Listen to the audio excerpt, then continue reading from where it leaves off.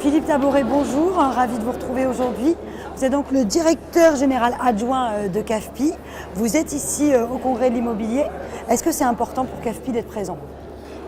Incontournable. C'est même essentiel pour CAFPI puisque CAFPI est un courtier en crédit immobilier qui travaille depuis son origine, c'est-à-dire 45 ans, plus de 45 ans, avec les professionnels immobiliers.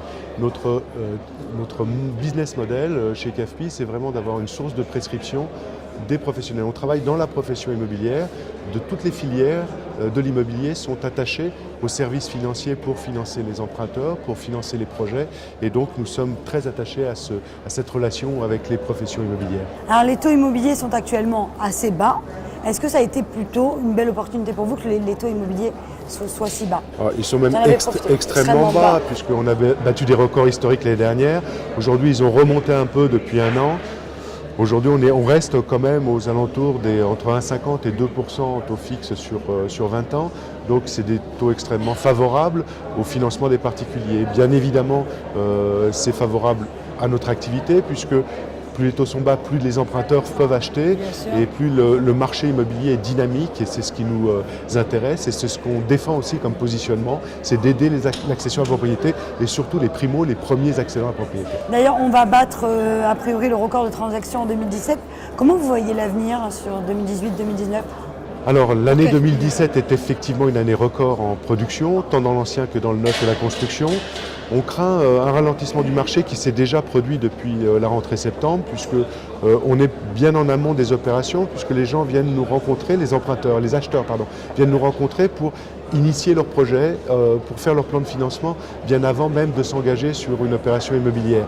Donc on voit un ralentissement de la demande depuis septembre, qui je le crains risque de perdurer. Le marché est en train de reprendre son souffle.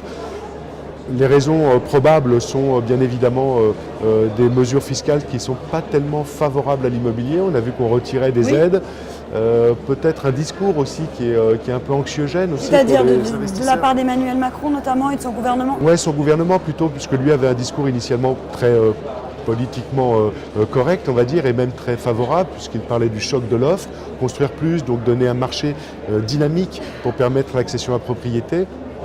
Et en définitive, les mesures fiscales qui viennent plutôt de Bercy d'ailleurs ont été plutôt défavorables avec l'IFI, avec certaines contraintes, une restriction budgétaire qui fait que je crains qu'effectivement cette dynamique que l'on voit depuis 3 ans dans la construction et le développement de l'offre, parce que c'est ça qui nous concerne, construire plus pour vendre plus et donc permettre à tout le monde d'être bien logé, risque de s'essouffler un peu sur l'année 2018. Vous êtes également le président de l'APIC, un petit mot justement là-dessus. Oui, alors l'APIC est l'association professionnelle des intermédiaires de crédit, donc l'ensemble des enseignes de courtage sont adhérents de notre association, bien évidemment. On peut être que très content puisque notre part de marché en tant qu'intervenant auprès des emprunteurs est de plus en plus importante.